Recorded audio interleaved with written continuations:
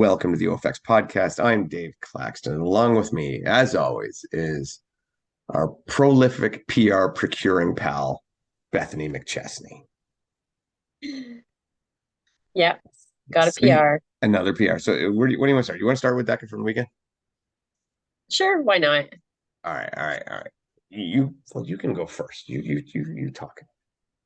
Yeah, so we had another DECA Strong event this weekend. So this is the second event for Farm Girl Fitness in Milton, sorry. And yeah, it went well. I had another big group come out from the gym. It was over 2 days, which was probably nice from an overwhelm standpoint of there were too many people in the gym.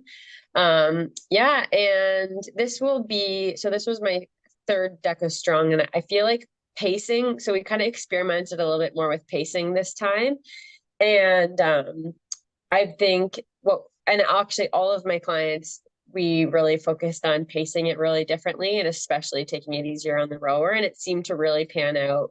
All my athletes took like on average a minute off their times, and a lot less people. Everyone said they felt so much better on the bike, and it was really the difference maker. So um, yeah, my row, Riley, was just yelling at me the whole time to slow down. I'm like, but it feels so good at the beginning. And yeah, same thing. It was my fastest bike time again by about 25, 30 seconds. So again, it makes it, and that's about what I PB'd by, or PR if you're American, personal best. And yeah, so it was getting closer to that low 14 number. So felt good. So just again experimenting, and I was really nervous about going too easy at the beginning just because I feel like I'm not good enough at any machine to kind of take it back, but it did seem to work out. So and not dramatically different on the rower, just about 10 seconds than I would normally want to do. So but it paid off later. I told Rye before when I saw she was going to judge you, I'm like, make Bethany tell you what pace she wants to go on the rower before she starts, Uh-huh. because then she's committed, and then you can keep on her when she starts to go too And I fast. still actually didn't quite go as slow as I had said because I just couldn't handle it. It's just, I can't do it. But I wasn't too far off, but It's definitely, yeah. I mean, a couple of seconds, Not, yeah. she wasn't. not No. dramatic. No, not dramatic. But we tell everybody there, all the first five stations are a trap. Yeah. Yeah, it's all just it's a trap. But it was good. I'm undecided on the 2 day versus 1 day thing. Mhm. I haven't quite got it. And when you say it was 2 days, well, in reality, the second day was really just for the people from your gym almost. Like it was you guys like took over the whole Yeah. place. But it was like I don't know. I haven't decided. I think I'm not bad with still jamming it into 1 day and then having another day Yeah. to just, on your If it weekend. was me from an organizational standpoint, I like to just blast it all out in 1 day. But I mean, there's benefits to both, but I like the environment of lots of people. And it Mhm. was so quiet when it was split up over 2 days, which Yeah, is fun. it wasn't, But yeah, it wasn't as crazy as the first time. And I think as a person watching, sometimes you like crazy, but as an yeah, organizer, crazy is stressful. yeah, And much yeah, harder to stay on time and much harder for a lot of things, right? So I see both yeah. sides of it, but we'll see how it goes for the next one. Um, I as well. I had a good day for me. I nearly cracked that 14 with a 14 dead. Would have been nice to get. I looked on the standings, and I think if I got no 2 seconds, actually, I looked again though. If I got 3 seconds, I would have jumped two more spots. Oh wow. Mhm. So that would have been good. But it'll come. It'll come. I'm hopefully in a spot where I can hold on. I have a time that would have been safe last year. We'll see this year. I still got more times to try, so hopefully I'll beat it anyway and leave less to chance. But as it sits right now, I'm in a good spot Mhm. for age group. By the way, that's not. Yeah. Yeah, But yeah. yeah, I felt too as well. Like I had a good bike for me. I think it was my best bike, but I think by like maybe 8 seconds was probably my best bike. Mhm. And the same, I didn't really let off pace as much at the beginning, but I have been working on it. So Smarter. that pace is now easier than it used to be. Yeah. So I was like on the rower, I was talking and, chuckling and kind of singing and just goofing around. Yeah. Mhm. So I think that's how you have to feel coming off that rower, is just completely fresh, barely warmed up, and Yeah. go from there. And it Mhm. shouldn't even be effort. Shouldn't even be a big effort until you get to the skier. And then even then Yeah. it's calm and Yeah. yeah. Well, and it's funny because I kept trying to compare it to when I used to race the 5,000, and my coach always would say, feel like you're going too slow in the first 2K. And that's how you want to feel. So I was like, it's just like that. I just don't know why it's taking me so long to kind of like mesh the two worlds, because we're doing these different things, but it's still working your energy system. So if you're going to go, you can't go to the well on each station. So it's just like when you race a 5K, so you have to feel like you're going too slow at the beginning so that you can maintain and push it later on, because otherwise you're blowing up mid race. And for almost everybody, you blow up on the bike, and when you blow up on the bike, it's like a minute longer than you would normally be, and that's so significant. When if you just backed off 5 to 10 seconds on the rower, which is typically where people push too hard, then it balances itself out, and then you come into the, which is kind of, to me, it's kind of the middle of the race, even though it is number 7, Yeah. the bike, and then you can push it. So it's just like where when you're racing the 5,000, when you're hitting that third, fourth K, when people are starting to die, if you have something and you can push, that's the difference maker in the race too. So it's kind of like that. Yeah. Well, the end of the bike pretty much is probably middle of the race time wise. Yeah, right. You Because the know? tank takes so long. Yeah. Yeah. But yeah, so I mean, it was another great event. Everybody's awesome. Everybody that volunteered, that helped out, thank you very much. It was great. We met a lot of cool people again. So much Mhm. fun, and Farm Girl's a great spot to go. But we have more coming up, obviously, next weekend. Are you sold out though There's still some spots for teams. for teams? So if you want to do a Yeah. team thing, you can still jump in. If not, well, you should have signed up sooner. That's your fault. Yeah. First deca mile in Canada, the mile in the mall. That's right. That's right. It's, Mhm. think of the Well, do you think we'll get like any of the mall walker people? Like, like maybe like the 70 and the 80-year-olds Oh who are yeah. walking in the mall in the morning? I think that'd be Yeah. great if we can con one of them into doing it. I know, yeah. I know. Yeah, so there's a hair salon in the mall, and there's the grocery store. So there'll be people that are wandering out for sure. I'm But gonna get a we haircut. have to be careful about that too. So we have talked to all the people in the mall, and they're going to primarily close. Everyone has access to the outside, so they're going to primarily close the inside doors, just so we don't have like someone wandering out of the grocery store and falling into the middle of the race. Oh, it should be great. And honestly, watch Spartan Canada Instagram. We're gonna have it on there. We'll obviously Yeah. post some So stuff on our Instagram. yeah, so we're doing an Instagram takeover of Spartan Canada's Instagram. So So that'll be very cool. I wanted to there's a lot of stuff going on actually. First, I wanted to show you. Did you Savage? We haven't talked a lot of OCR lately, so I want to talk a little bit about Savage. Savage has been releasing a lot of new obstacles. Have you seen them? I have not. Okay, well we're gonna share screen here with you, and this might do. Where is it? Where is it? Here we go. We're sharing a screen, and as you can see, I'm on the wrong thing. Where is it? Where is it? There we are. Okay. So these are some of the obstacles I'm going to play for you here so that you can see for the first time. And you can tell me what you think. Can you see it okay? Tree hugger. Yeah. I'm getting no sound on it for some reason. Oh, there we go. Let's see if Oh this boy. works.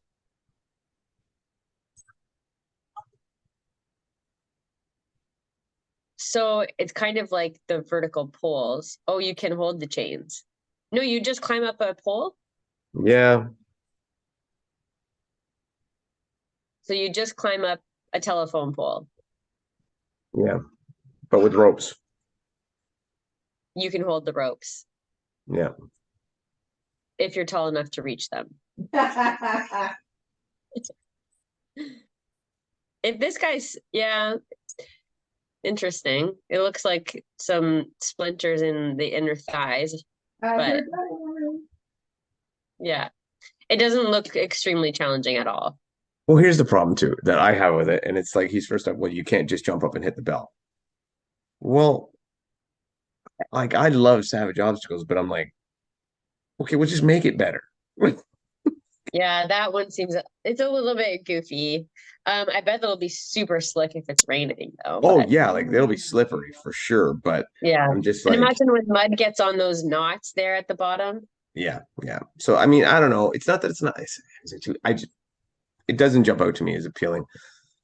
Um, and I think it gets worse from there. But here we go. Oh boy. Hey.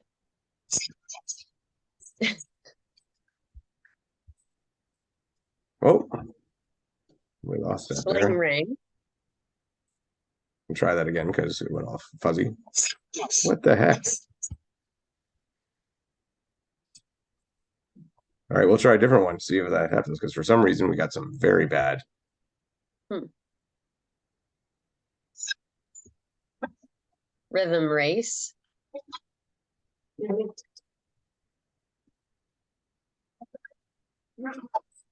Oh no.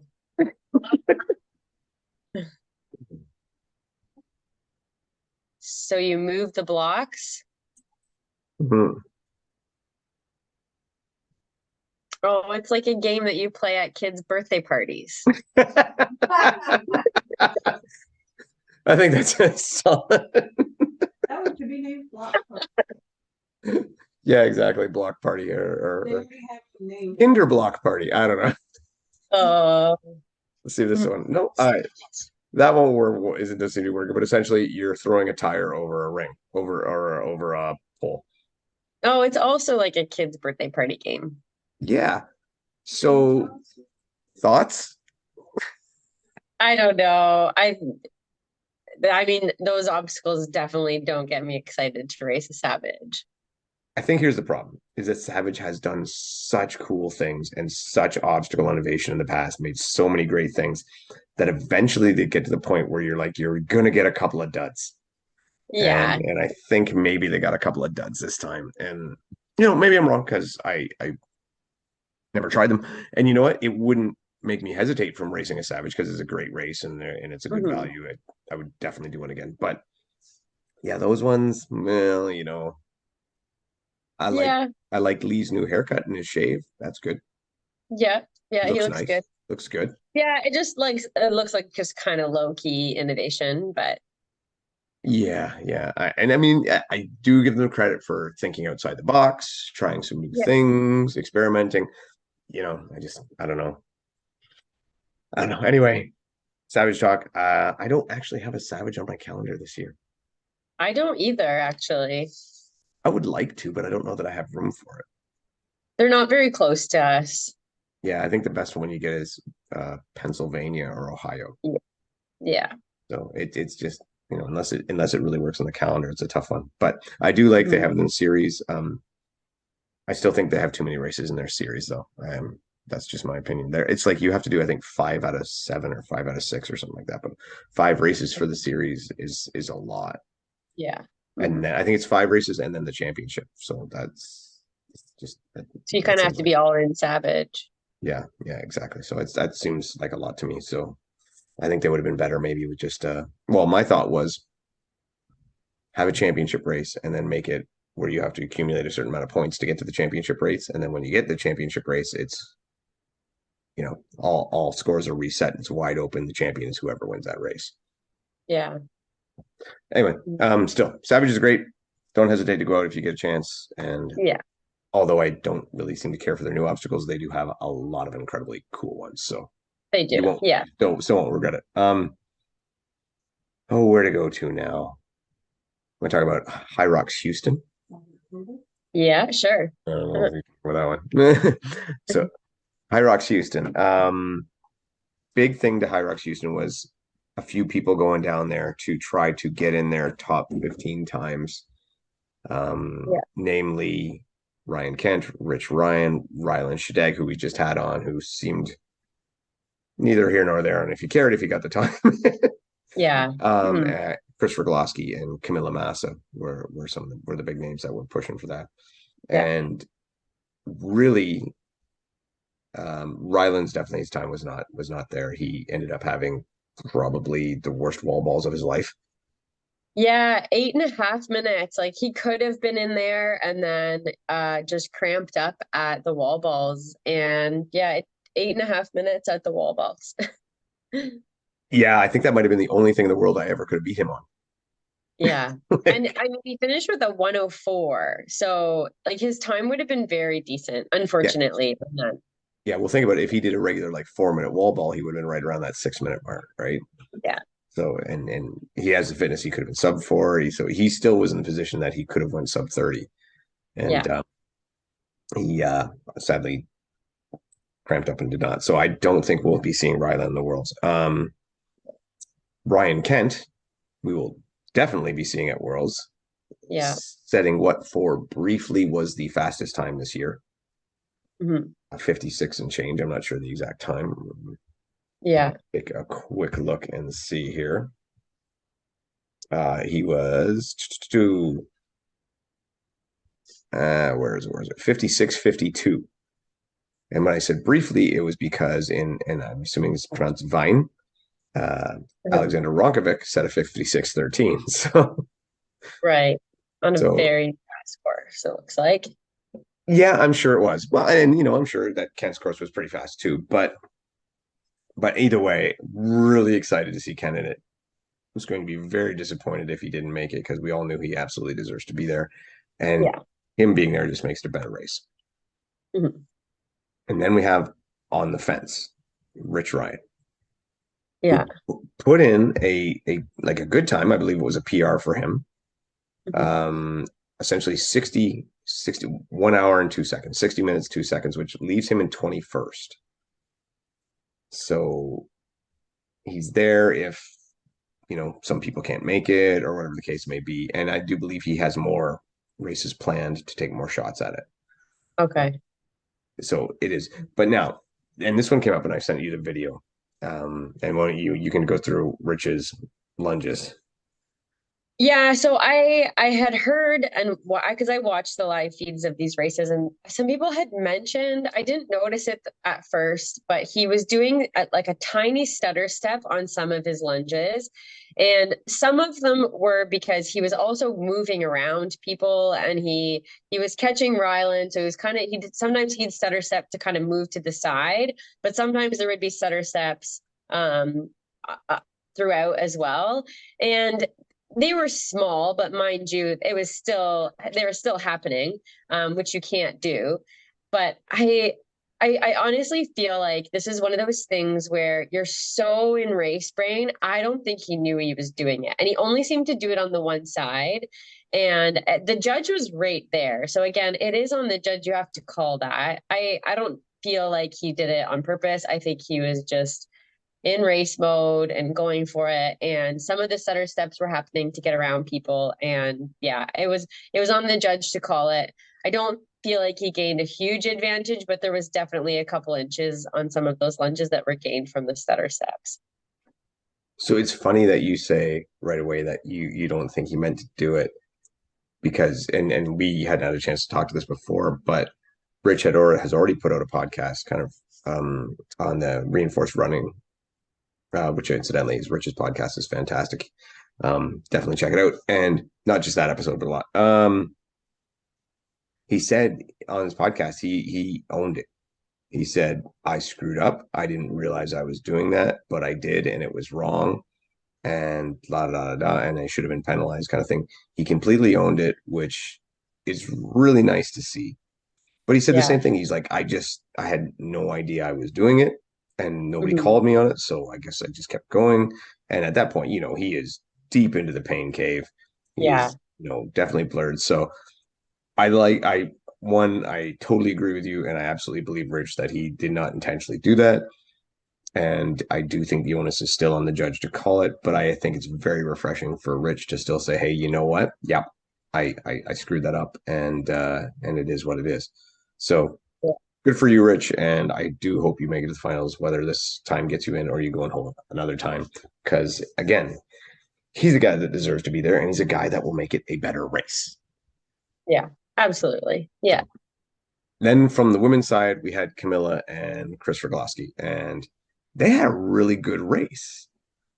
Yeah, their race was really interesting. And there was Kelly Schweikart in there also. And newbie in her debut High Rocks, her name was Bella. I don't know her last name. McFarland. McFarland. So she did end up finishing second and had a really good race. But yeah, I'm assuming these girls, they were about a minute outside of being in that top 15. So Camilla was a 107 something. She had a fantastic race. And yeah, and then Bella was she was very close. She was catching her on the wall balls, maybe a couple seconds after Camilla. Yeah, so Camilla is sitting 19th with a 107.25, and Bell, is it Bella or Bell? I don't know, Belle. Is that Bell? I know. Anyway, she's a 107.25.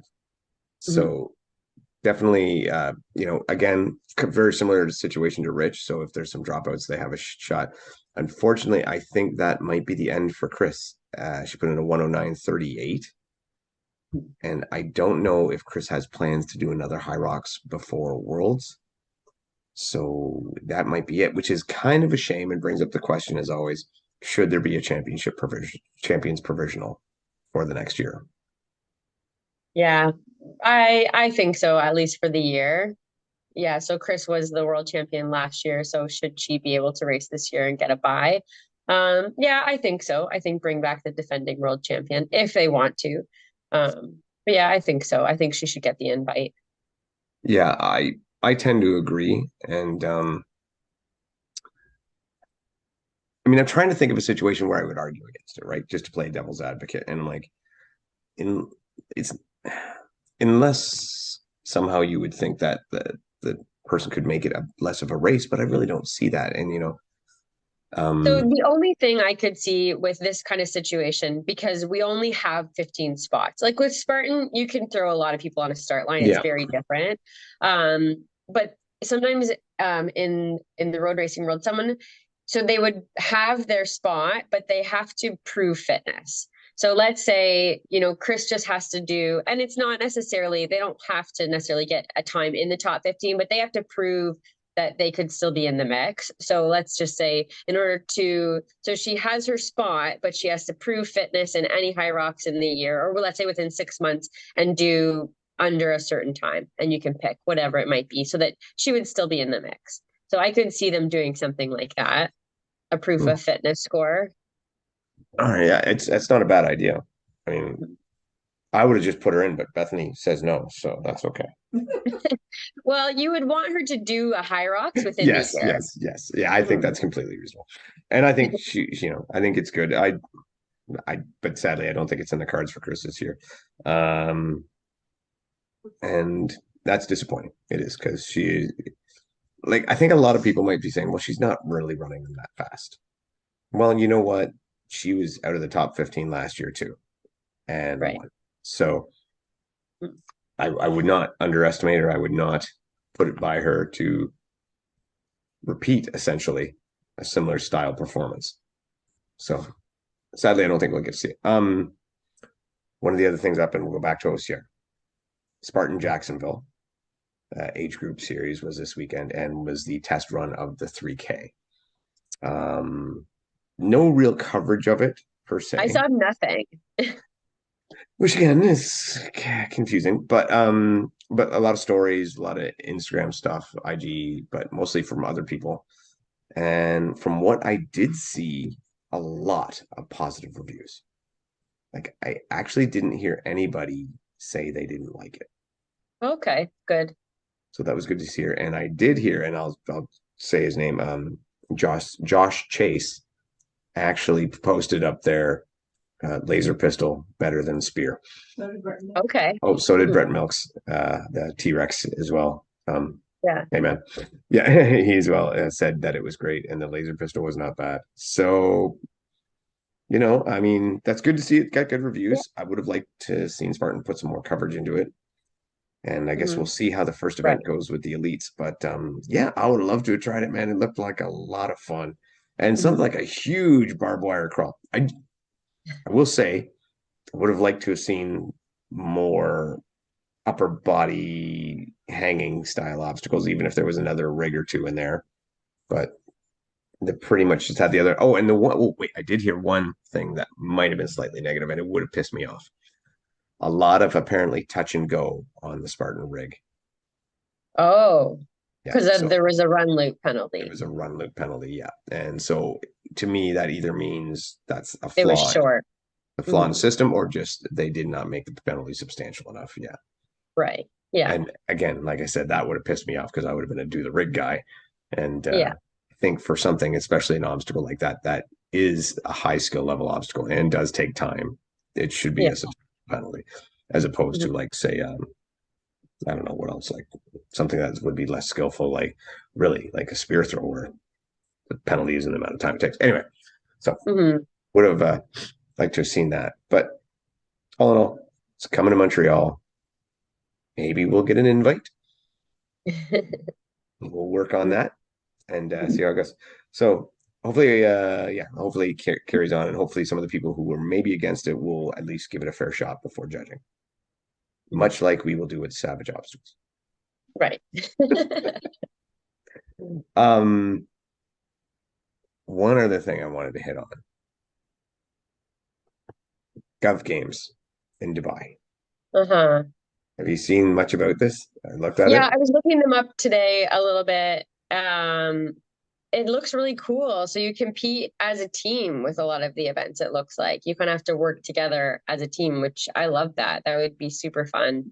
Um, like I've mentioned this before too. I used to live in Dubai, and so the area that they're in is pretty cool. It's just slightly outside of the city center. So the Burj Khalifa, the tallest building in the world. So it's just slightly outside of the city a little bit, kind of suburbia. But yeah, it looks super fun.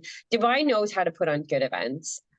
They don't hold back when it comes to expenses for anything. So I think it's going to be a super, super awesome experience for them.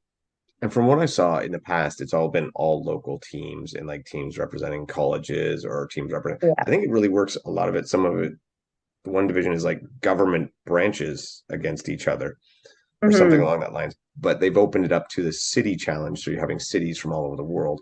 And there are two cities from the States being represented. Colorado essentially being one, That's not or a sorry, city. oh, what Denver. city is Denver? Sorry, my bad. Yeah. My geography is weak. Denver, Colorado. Yeah. Denver, Colorado. Is it actually Denver though, or is it Colorado Springs? I don't know.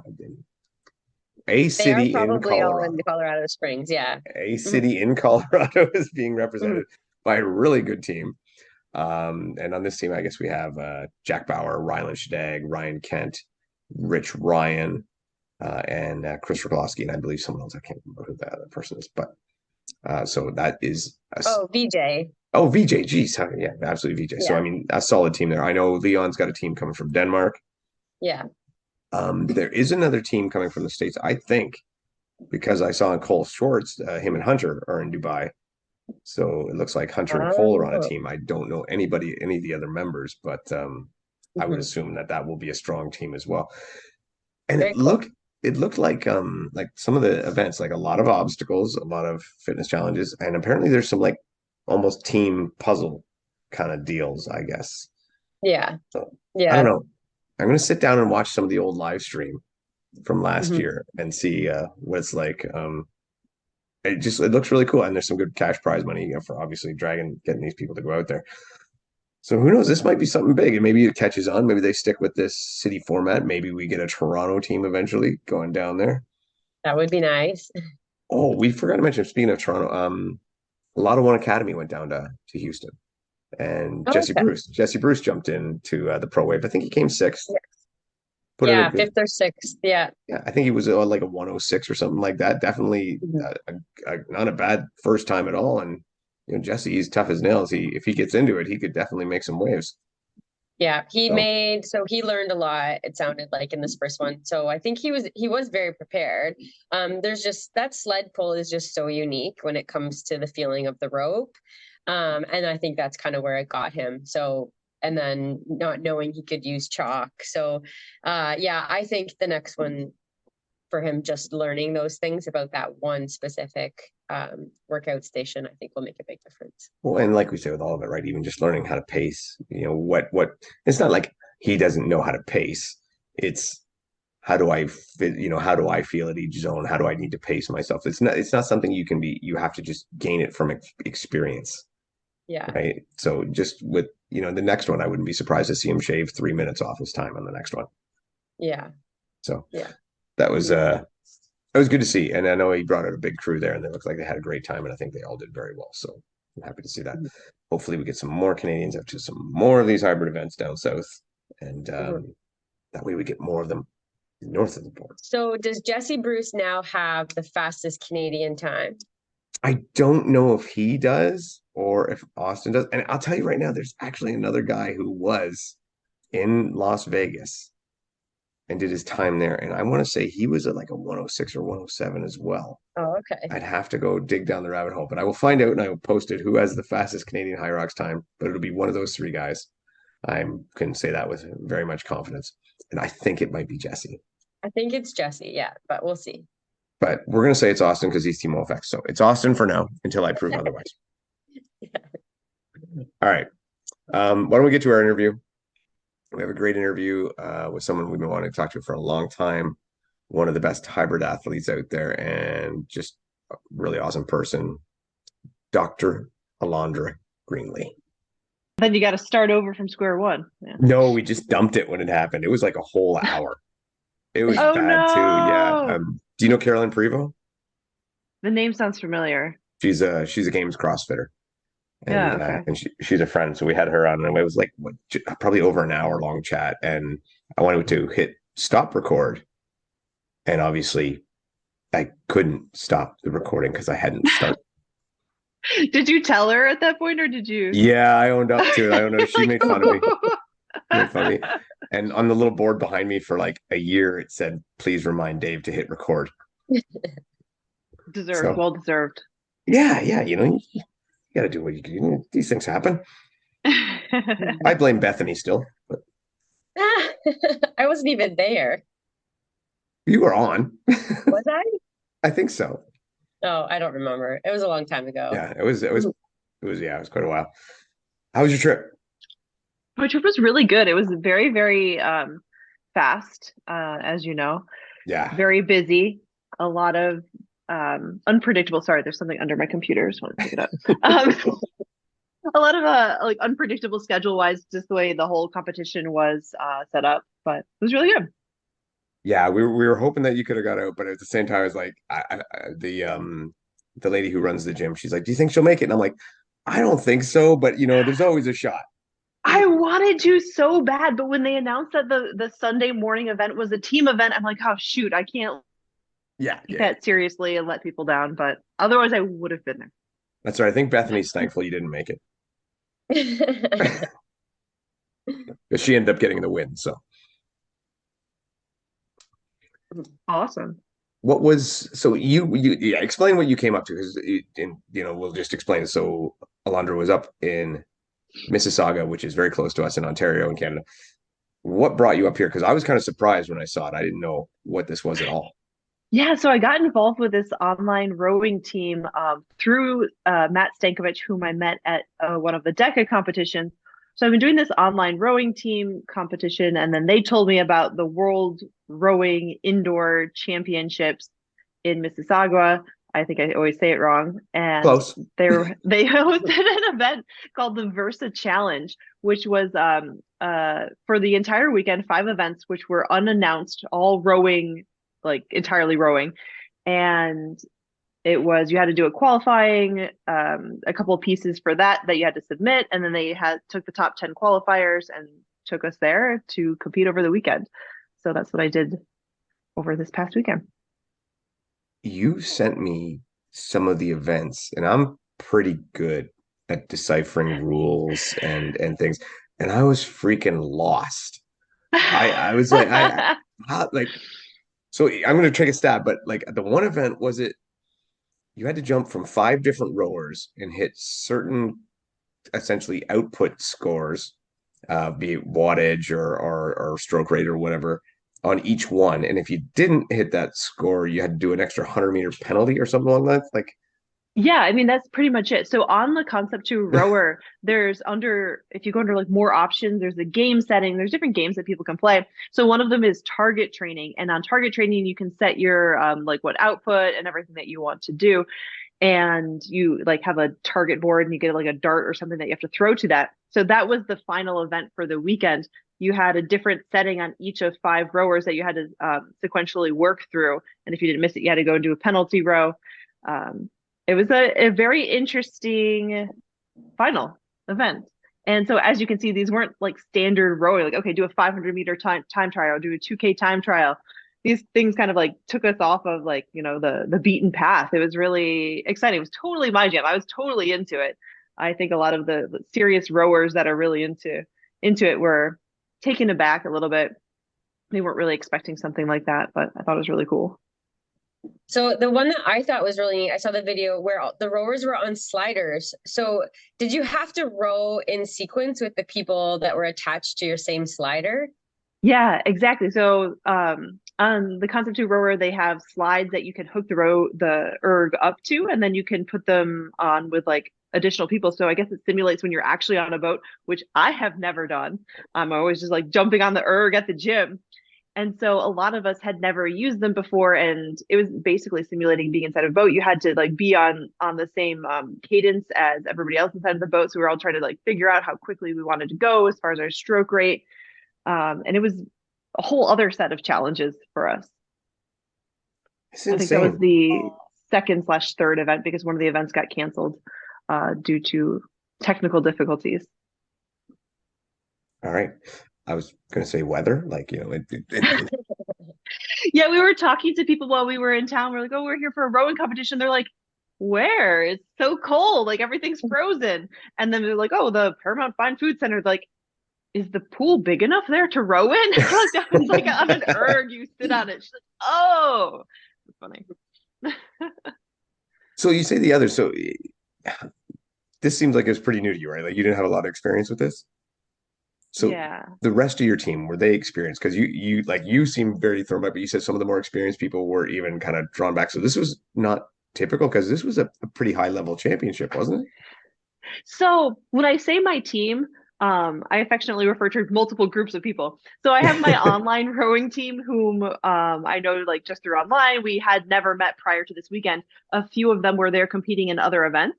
And then on that specific event on the sliders, we obviously had a team that I was with. So I was with 2 other people rowing, and there were 5 total for that.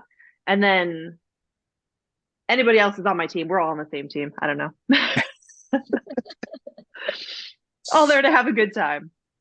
And did they have more classic stuff like you say, like a 500-meter and a 2K?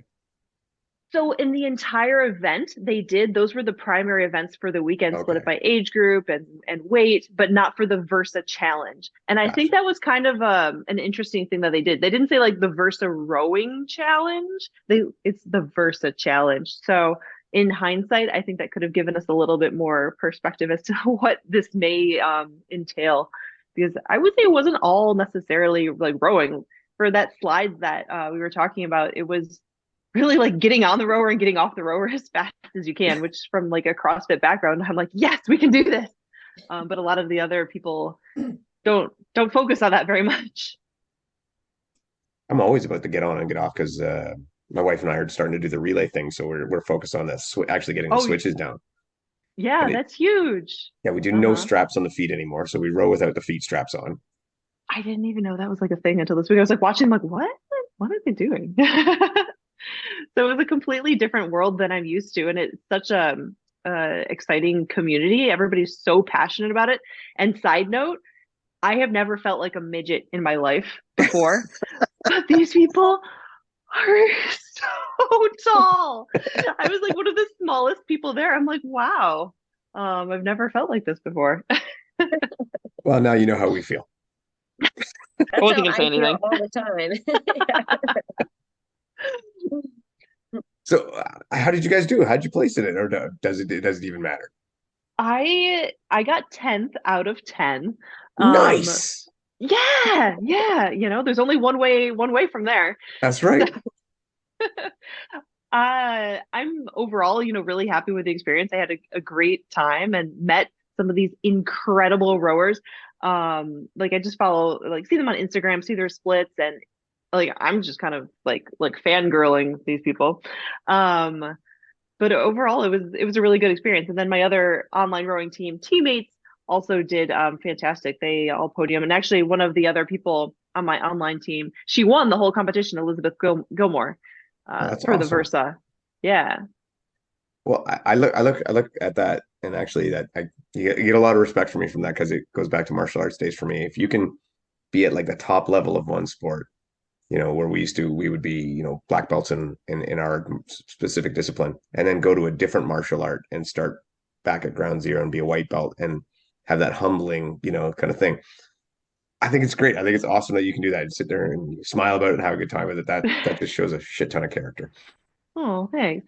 I think it's also a big thing, like as a hybrid athlete, you're probably not going to be the best at everything or necessarily anything, but you're going to be able to do pretty much anything that's thrown at you. And so that's kind of the approach I was going. I'm like, yeah, I'm not going to win, but let's see what I can do here, what I can learn and be inspired by all these people. I'm like, wow, I want to get back on the rower. I'm like, they're amazing, those people. So before we get to the hybrid stuff, you mentioned the CrossFit background. How's the open going? It's going pretty well. I think I'm in like the 96th or 97th percentile right now. So we'll see what this last week shakes out to be. Hopefully it's a workout that's in my favor, and then we'll have quarterfinals. What have you thought so far about the workouts? Because I've heard very, let's call it I'll be polarizing honest, I opinion. haven't put a ton of like thought or energy into this because with everything else going on with like the High Rocks and this competition, so this is kind of like on the back burner. I think that it was a very interesting choice for week one, having such a high skill movement with like the ring muscle ups. And I think that discouraged quite a few people from like the last minute signups. It's like, oh, well, I can't even do that. But when it comes to CrossFit, like it doesn't necessarily, you don't have to be able to finish the workout. Just, your race to do whatever you can do. And you're still going to probably be in like the 80th Yeah. percentile if you can get to that point. Um, so I thought that was kind of interesting. And then week two, the shuttle runs and burpee pull-ups, another very interesting choice. I think there's a lot of variability with like the height of the pull-up bar. Not everybody has every single height pull-up bar. So some people have to jump like a foot to get to the next one. Um, so it was interesting. I do personally like the 1 rep max thruster though. I think that's something that not a lot of people probably train for, which works to my benefit because I don't do like snatches and clean and jerks very heavy. So if we, kind of level the playing field, like, oh yeah, I haven't done that in a while.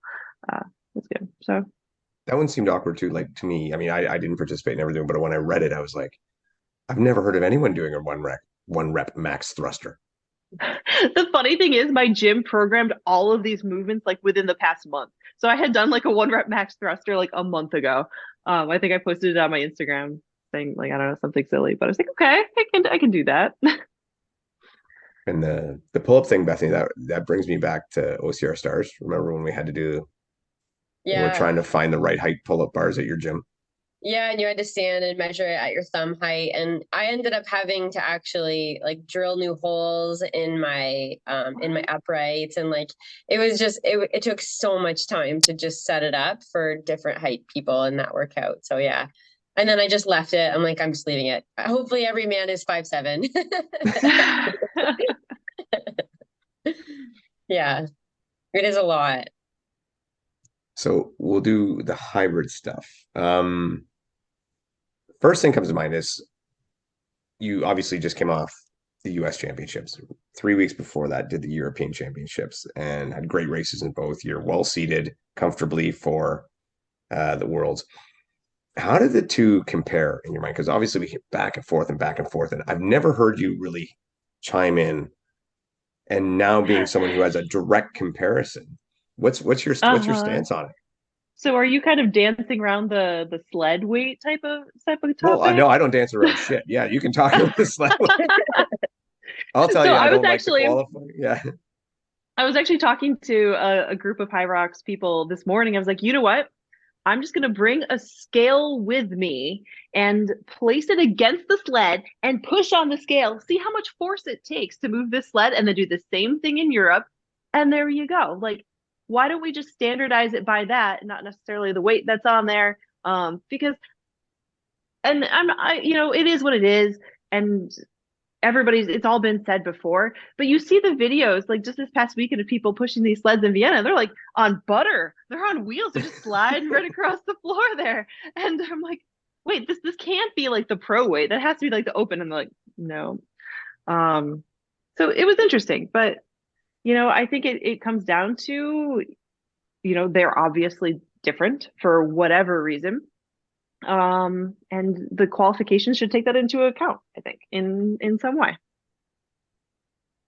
Yeah, we've been singing that song for 2 years, I think. But I haven't heard anybody suggest bringing a scale to like push on the sleds with. I had thought not the push, but I had thought if you got like for example, a scale that you use to weigh like cattle. Luggage. So, cattle. Yeah. Okay. Well, it's going to have to be more than luggage. I don't know what luggage you carry. My luggage doesn't get up to that weight. But yeah, something along that lines where you actually would pull with it, because then it would have a steady resistance and you could see roughly where it peaked out. So well, yeah, you're talking about the pull, but I'm talking about the push. Yeah. Either way, you're going to measure the force needed to move the sled. But I just personally think if you take away the time qualifications, none of it matters. And yeah, exactly. Head-to-head matchups, and that's how I would think we both would like to see it that way. Mm-hmm. But so you did notice a difference. So you felt there was a difference?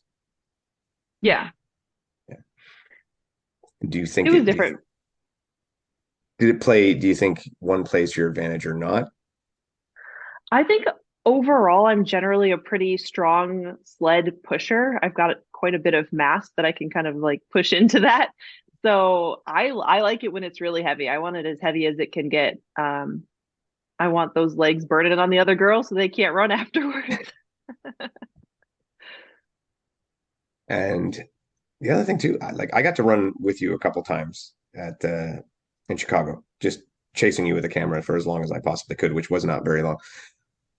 Your background as a CrossFitter, your background is that stuff. Where's your running come from? Because you're running really well. Oh, thanks. I've never really been much of a runner.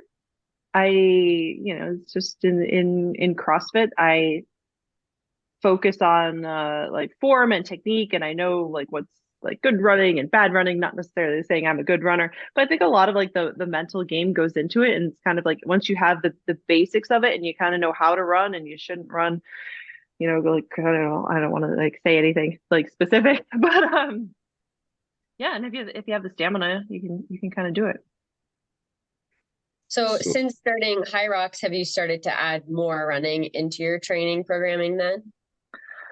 I mean, maybe slightly I'll focus on it a little bit more in workouts, but to be honest, I found if I start increasing my mileage, I'll end up with an injury, whether that's a knee problem, shin splints, stress fractures, or anything like that. So I really try to focus on the other things, have the cardiovascular fitness to do this. And I can't do those high mileage weeks, like 50 miles a week. Like that's insane to me.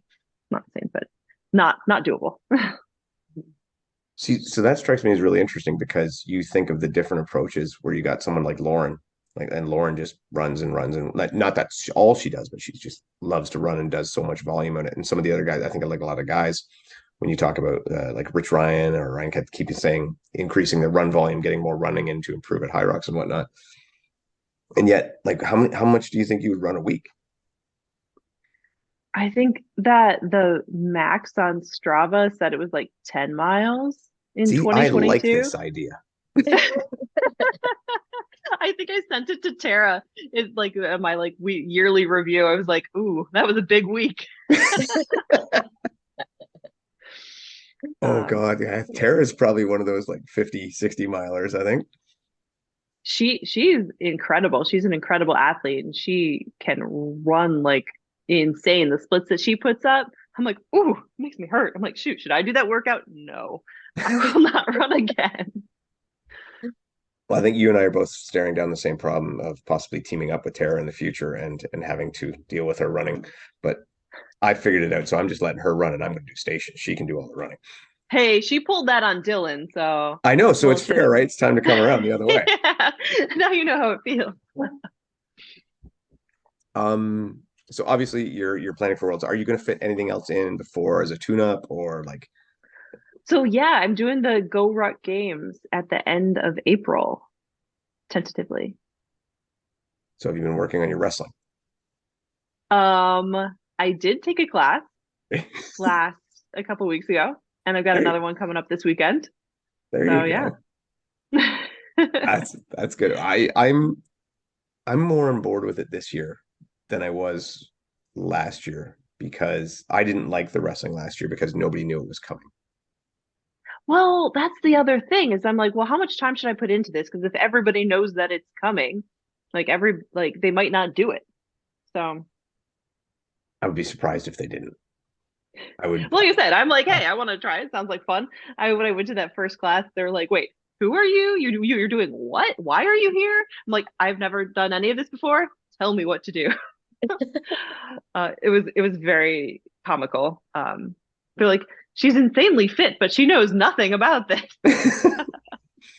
And you went to a wrestling class or was it like a jujitsu something? It was jujitsu. So how do you feel after 5 minutes of rolling? Um, I don't know who listens to this podcast, but it was like very strangely sexual, and I smelled like men's sweat afterwards. I was like, what just happened? Um, I definitely don't think I would have done it again on my own accord, but because it might be coming up, I got a group of girls together and we're gonna have a group lesson next time. Yeah. Yeah, there's not a lot of what do you call it? Introverts in jujitsu. You get very close. Yeah. Very close, very intimate positions. So. They're like, okay, lie on the ground and wrap your legs around me. I'm like, wait, is that easy? It's like no dinner first, nothing. Like just What? Okay. Yeah.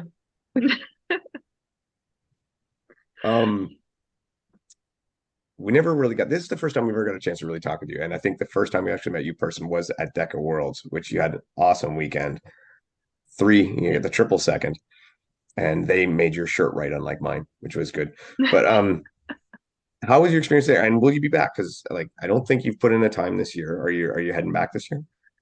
I do plan on coming back this year. I got to find some events to go to. Like we said, the one this past weekend didn't necessarily pan out, but I'm really looking forward to it. I really like DECA. I love everything that it stands for, and the different like events make it more exciting and more to do. And I think I'm trying to encourage more people to do it. I think I've accomplished a few. I think some people in my family might try it. So I'm excited about that. So how do you feel then? How is it in response? So you train at a CrossFit gym. So how are you with trying to get CrossFit people to try the DECA? I think that for them, they haven't really seen it as much like on social media or necessarily marketing. So they've kind of, I guess, seen more of the High Rocks and they're excited about the High Rocks events coming up. But I mean, they're very, very similar. And I feel just like because there's more DECA events, they don't see it as like a big thing. They're like, oh, I'll do the next one. I'll do it next time it comes into town.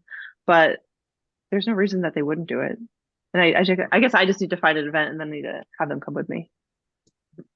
I think it's good as long as they're finding either one or both, just stepping out into something different, and one bleeds into the other. I think it's great either way.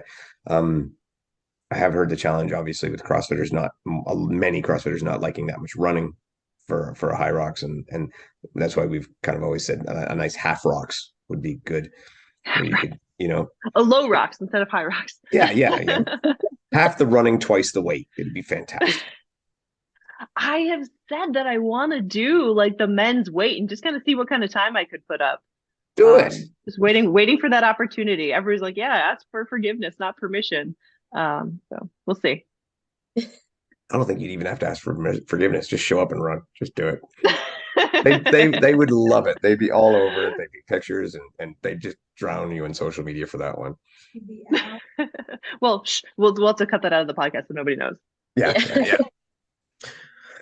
yeah. All right. So you're gonna make it out to DECA again. There was a little conversation I heard today online, and I can bring this up with both of you. Do you think that event that DECA needs to put in something with some more weight to it?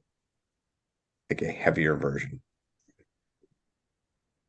You're saying like in the sense of like replacing something that currently exists, or as like a new. I don't know, new one or whatever. It's something that you hear people online. You always hear people online that complain about everything or something or else, but just as a difference.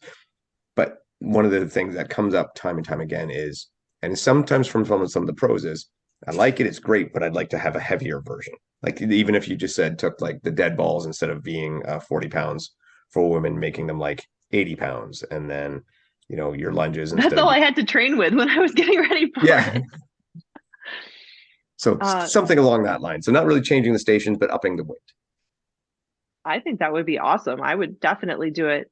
I think that the DECA Strong hits the mark for people that don't want to run, but there should be like I don't know, what would you call it? DECA double. They did DECA heavy at Spartan Games, but it wasn't the same. It was completely different. And there was a barbell. There was deadlifts in it or something too. Yeah, and I didn't like that. Yeah. I didn't like, because of the judged movement type thing. That's one of the things I like to see is less judged movements in them.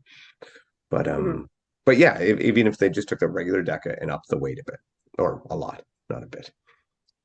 I think it'd be fun like once in a while, but I think for DECA, for me as a gym owner, it's like the perfect weight that is challenging enough for the regular gym goer, but also it's not so intimidating that I can get, my 63-year-old mom does it and loves it. So like it's not overwhelmingly heavy, and that's what I really like about DECA. I'm doing a super heavy one time or at some events, but I don't think that they should change the DECA. To me, I think it's perfect as a gym owner's perspective and getting people to sign up.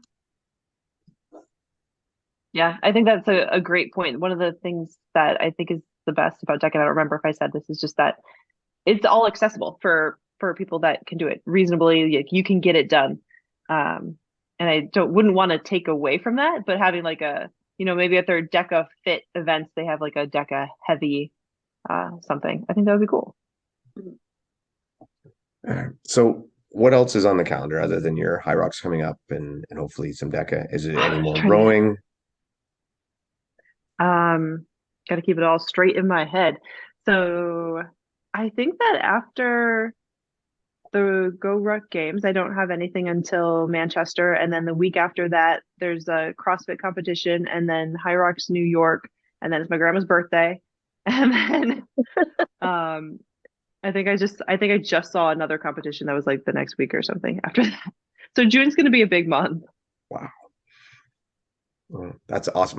I'm looking forward. Like I said, we're hopefully going to be in New York, so I'd like to see. Hopefully, you run there and maybe get a chance to chase you guys again, something along the lines of that. Bethany, you got anything else for Alandra for today? No, it was really great getting to meet you, Alandra, and we're excited to see how you do at High Rocks Worlds coming up, and in the meantime, your Go Ruck Games. So all the best with your season, and we will be catching up with you very soon. Awesome. Thanks, you guys.